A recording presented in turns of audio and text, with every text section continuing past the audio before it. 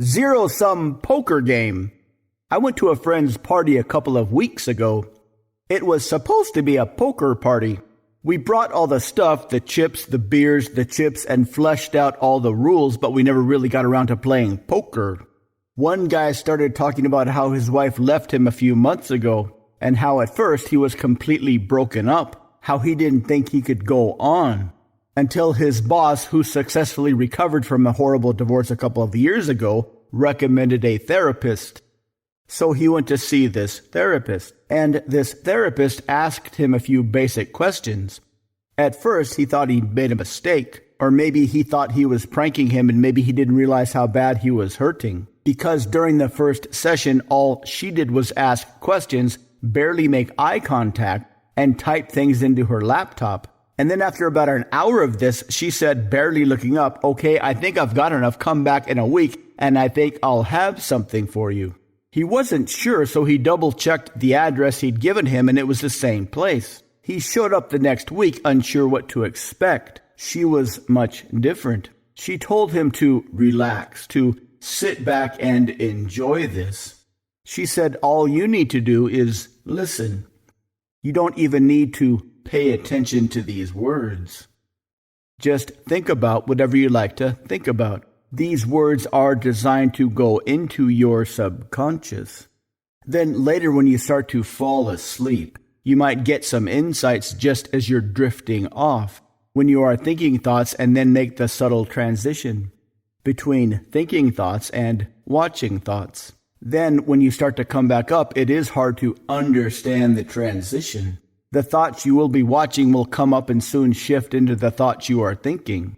Then you continue to relax further down. The thoughts you were thinking a minute ago will be the thoughts that you are now watching, floating around your mind, doing their own thing, where you can simply learn from this. That's when you might remember the story about dreaming, that once you learn how to control your dreams, then it's a matter of using your dreams. And then when you see dreams as a learning resource rather than a source of entertainment, that's when you can really start to let this sink even deeper. Now, as these can swirl around on their own. Most people aren't aware of how powerful it is to use your dreams for deeper understanding. One can begin dreaming as a way to seek deeper metaphorical meanings of an even richer life that is always unfolding up on the surface. You can either enjoy your dreams as they come, or you can remember that metaphors within dreams always have a purpose. Whether you are just now understanding this, or even yet not even sure what any of this even means. Because you sleep and dream and wake and live, you can use all of these to further leave behind those things in the past and embrace the things in the future. Those things that are coming that you can use however you like. Every time you make the shift from the dreaming mind to the waking mind, it can remind you of making the shift between the past and the future. Every time you wake, it is always from the same perspective. You were dreaming and now you're awake. The past has already happened, and the future is still open to interpretation.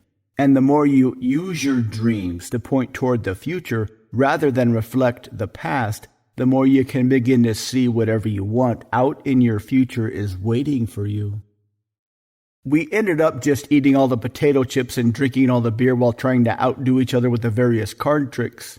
And we all ended up leaving with the same amount of money we showed up with, which is always a good thing.